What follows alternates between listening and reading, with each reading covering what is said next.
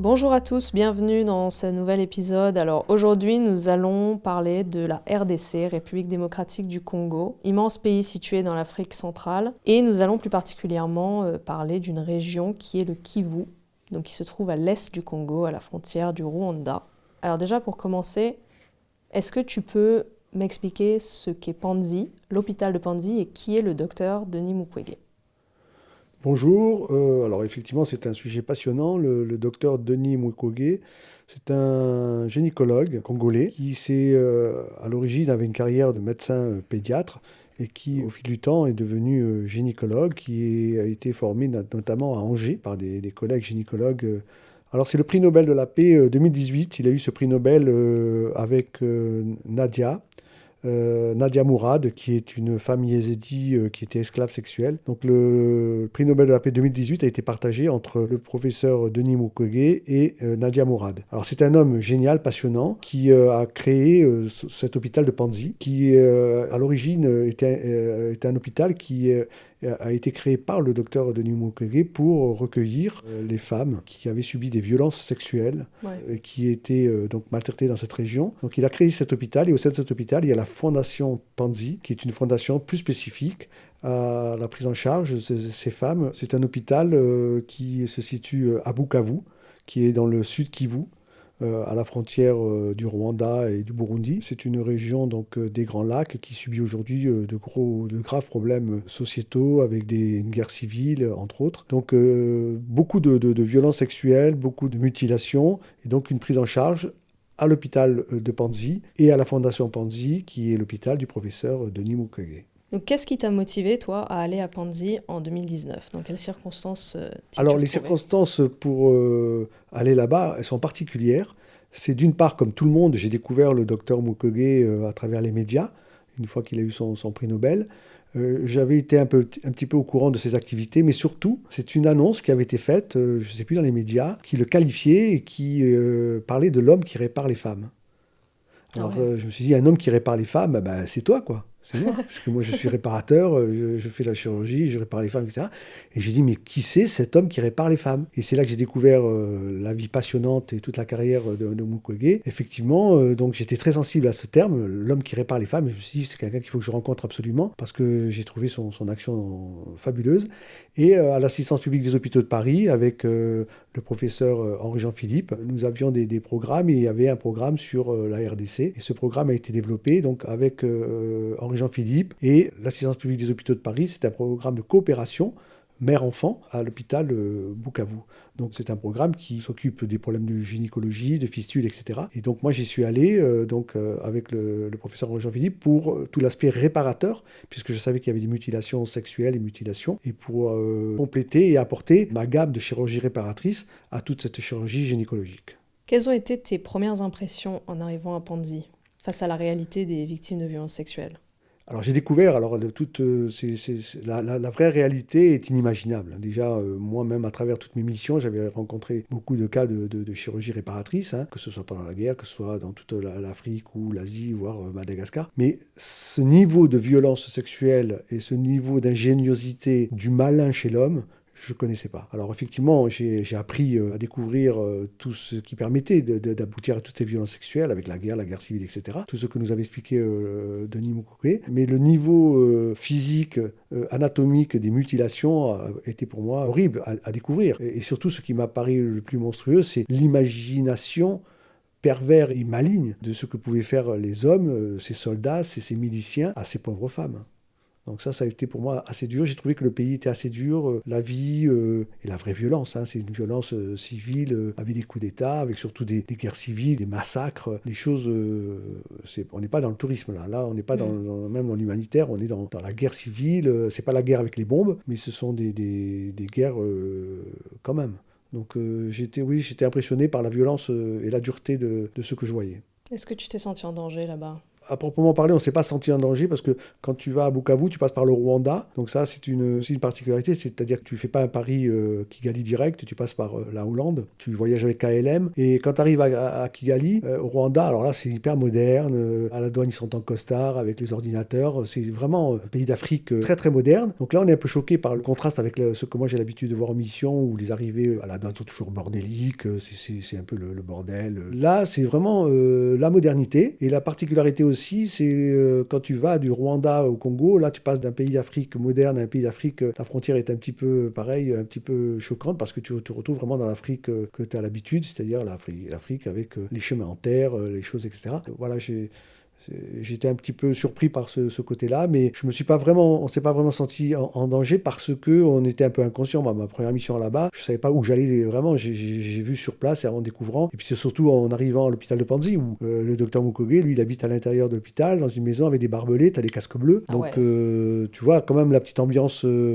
etc. Nous, directement, j'ai pas eu peur, mais en arrivant à l'hôpital de Panzi, j'ai vu qu'il y avait quand même du danger parce qu'il y avait des casques bleus. Ouais, puis tension, quoi. Une tension, quoi. Ouais. Ouais. Et puis surtout dans le quotidien, quand tu es au staff le matin, quand tu discutes, etc., avec les médecins, etc., qui vont en brousse, qui vont dans les dispensaires, qui se font attaquer. Une fois quand j'y étais, il y avait un gynécologue qui avait été faire une tournée dans un dispensaire pas très loin de Bukavu. Il s'était fait attaquer. Bon, voilà. Donc c'est des attaques quotidiennes qui peuvent être très dangereuses. Mais nous, personnellement, j'ai pas senti danger. Et tu disais que tu n'avais jamais vu ce genre de violence sexuelle dans d'autres pays d'Afrique. Alors non, parce que c'est vraiment de la violence sexuelle à l'état pur. Pour t'expliquer, si tu veux, le viol là-bas, et c'est ce que je reprends les mots de Denis, le viol est une arme de destruction massive. C'est-à-dire qu'on se sert du viol comme une arme de guerre. C'est-à-dire que pour te résumer les choses, dans cette région du Kivu, les villages sont intéressants parce que dans le sous-sol, il y a des minéraux importants comme le coltan, etc. Donc il faut faire fuir les villages. Pour faire fuir un village, tu violes. Donc les milices arrivent, elles violent les gens, et donc c'est terrible parce que non seulement ils vont violer les femmes, ils vont faire violer la femme par le mari. Si le mari viole pas la femme devant le village ou devant les miliciens, il prend une balle dans la tête. Ensuite, ils vont faire violer la femme par le fils. Si le fils ne viole pas, il prend une balle dans la tête. Et ensuite, le milicien ou les miliciens vont violer la femme. Parce que ça a une action de long terme, parce qu'une femme qui a été violée par un milicien, elle est enceinte d'un bébé de milicien. Donc ce bébé-là, plus tard, va dans le village grandir et va éventuellement tuer ou se venger. Donc la femme, elle est rejetée du village. Donc une très bonne façon de faire fuir les gens du village, c'est de les terroriser. C'est le principe du terrorisme. C'est-à-dire que là, par le viol, non seulement on humilie, on met dans le ventre de la femme un petit bébé milicien, donc la femme est rejetée. Et ensuite, il y a les mutilations. Les mutilations, alors là, j'avais jamais vu ça, les mutilations horribles, avec l'introduction de différents objets, des coups de fusil, des choses horribles. Je ne pensais pas que l'humain pouvait faire des choses comme ça. Et j'avoue que je n'avais jamais vu ça. Et pour nous, chirurgiens réparateurs, c'est de la grosse reconstruction. Moi, j'avoue que j'avais été assez choqué la première mission là-bas. Ouais. Quelle était ton expérience avec le docteur Denis Mukwege? Alors moi, mon expérience a été surtout dans le domaine de la chirurgie réparatrice, c'est-à-dire qu'il y avait deux grosses activités en gynécologie au bloc opératoire où je travaillais, donc avec une équipe de gynécologues dont faisait partie le docteur Bernard Crézé. Le docteur Bernard Crézé, d'ailleurs, c'est un homme formidable qui a formé Denis Mukwege, donc qui revenait régulièrement donc là-bas, qui a même formé un diplôme universitaire. C'est vraiment un mec extraordinaire qui vraiment s'est investi jusqu'au dernier moment pour aider le docteur Mukwege à monter sa fondation, ses interventions, etc. Et donc sur toute la chirurgie gynécologique, notamment de fistules, mais surtout de prolapsus, de cancer, etc. Et il y a une grosse activité là-bas de fistules. Donc là, ils sont très très performants sur toutes les fistules vésico-vaginales. On en reparlera un peu plus tard, si tu veux bien. Donc la fistule est une grosse activité, et il y a l'activité de la réparation des mutilations. Et donc moi, mon activité, mon rôle, c'était d'apporter des techniques de chirurgie réparatrice que paradoxalement, ils ne connaissent pas très bien. Ils connaissent les techniques de base. Ils sont très forts en fistule, mais en réparation avec les lambeaux musculo-cutanés, la reconstruction du vagin, du périnée, etc. Ça, ils ne connaissent pas du tout, et ça, on s'est très bien entendu, parce que moi, mon job, c'était d'apporter la chirurgie réparatrice pour les mutilations du périnée. Quelle est la dynamique de travail à Panzi? Comment as-tu trouvé la dynamique de travail dans l'hôpital par rapport à peut-être d'autres dispensaires que...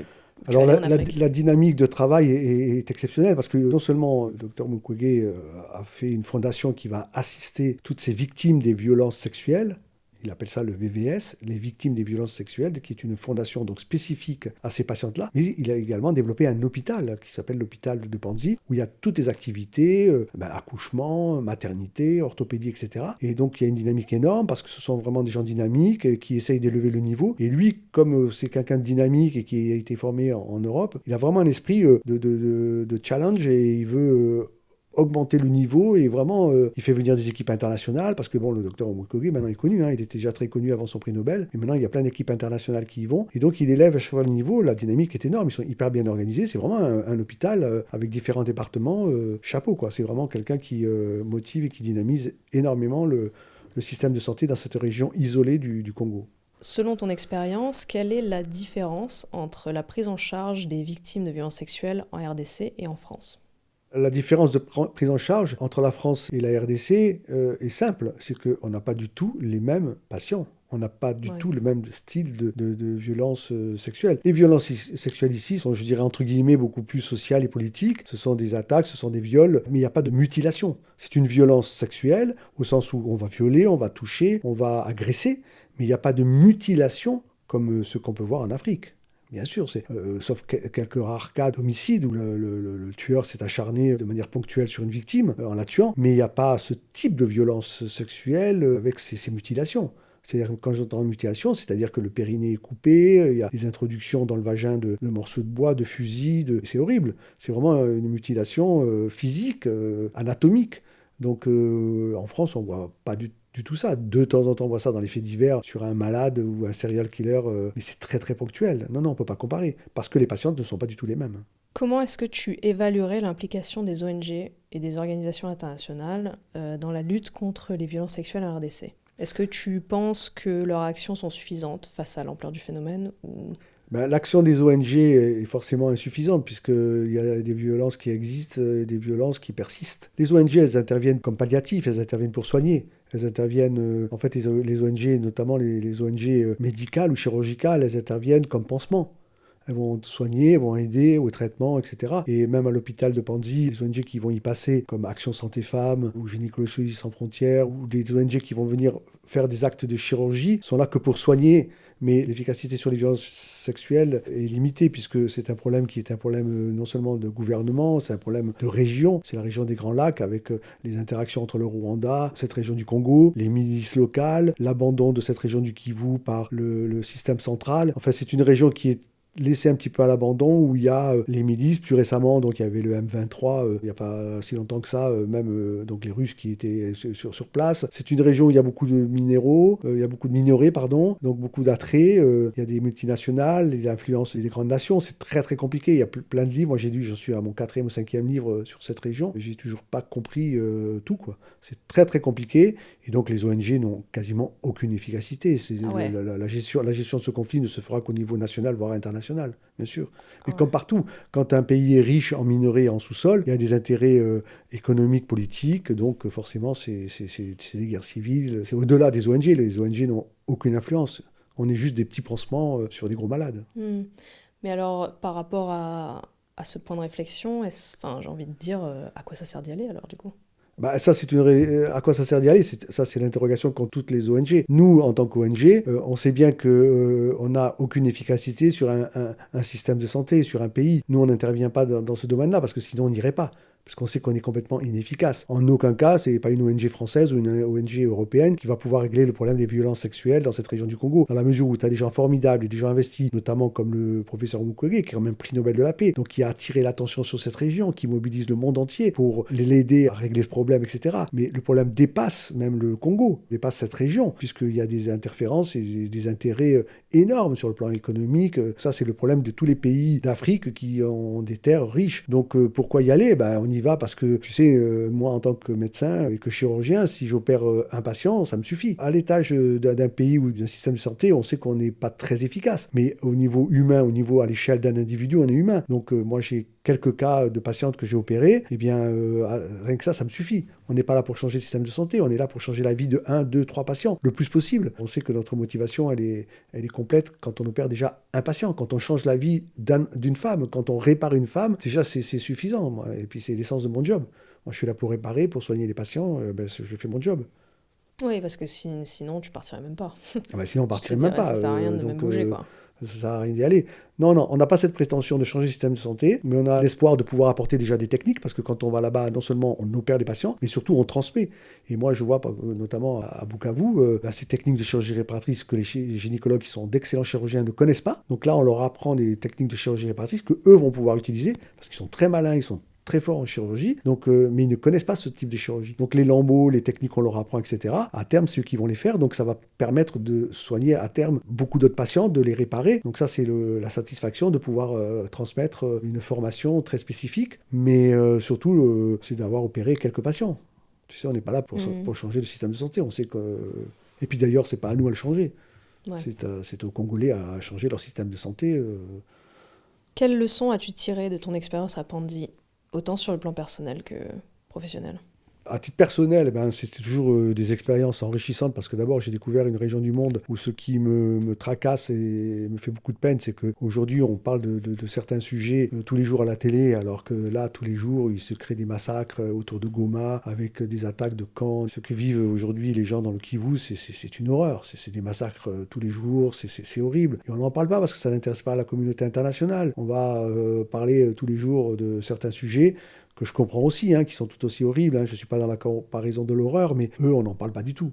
Alors que ceux qui vivent, ces pauvres gens, c'est une horreur, c'est hallucinant, quoi. Donc ça, à titre personnel, ça m'a beaucoup marqué. On sent qu'on est complètement inefficace à son échelle, mais il y a quand même une satisfaction personnelle qui est de pouvoir apporter chaque fois un petit plus, une petite pierre. Et bon, moi, dans la chirurgie réparatrice, je me suis très bien entendu avec Denis Mukwege, et on a eu des discussions sur des techniques de reconstruction, et j'ai vu ses yeux un peu briller quand je lui parlais de reconstruction, de lambeaux, de choses comme ça, et donc ça fait plaisir parce que c'est quand même un prix Nobel, c'est quand même quelqu'un d'extraordinaire et qui est très fort dans sa spécialité. Mais moi, à mon niveau de pouvoir lui faire briller les yeux sur des techniques qu'il ne connaît pas. Donc ça, c'est à titre personnel, c'est quand même toujours enrichissant. Et toujours enrichissant de pouvoir apporter aussi du bonheur à une patiente, une petite fille ou à une maman. Après, sur le plan professionnel, c'est sûr que c'est intéressant pour moi de découvrir toute cette réparation de la chirurgie périnéale. Alors, c'est des choses qu'on fait, nous, ici en France, mais on va le faire pour la cancérologie. C'est-à-dire qu'on va reconstruire le périnée ou cette région anatomique après un cancer. Tu sais, quand on a un cancer du périnée, du rectum ou du vagin, etc., on va faire un gros trou, on va enlever le cancer, donc on va faire un gros trou. Et nous, les plasticiens, on intervient pour réparer par des lambeaux, par des greffes, etc. Donc ça, c'est une chirurgie qu'on connaît, mais on ne la connaît pas dans les mutilations.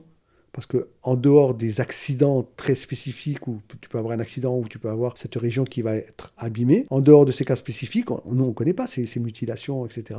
Donc c'est une réparation pour des mutilations sexuelles que l'on ne connaît pas en France habituellement. Donc ça, c'était un gros enrichissement de partager des expériences sur le plan sociologique, ethnologique, etc.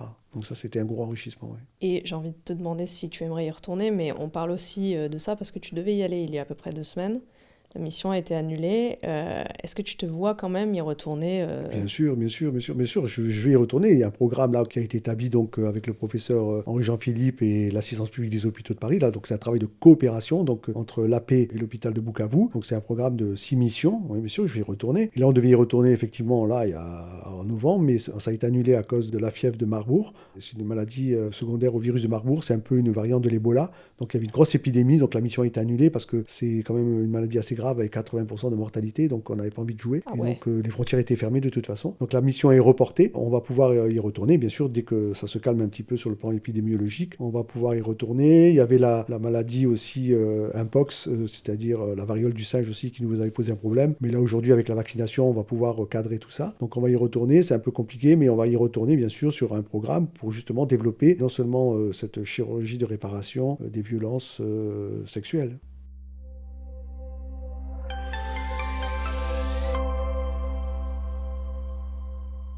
Merci beaucoup d'avoir écouté ce nouvel épisode, j'espère qu'il vous aura plu. N'hésitez pas à me laisser un commentaire et me dire ce que vous en avez pensé.